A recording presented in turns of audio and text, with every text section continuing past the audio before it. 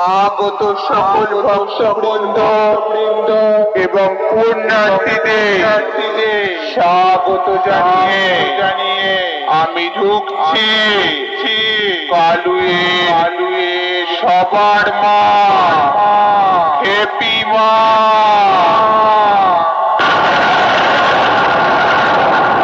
আমি আকাশ ছোঁয়া দুরন্ত সুনামি মহাশক্তি রূপিণী, আমার তেজস্ব শক্তি স্তব্ধ করে দেয় পৃথিবী।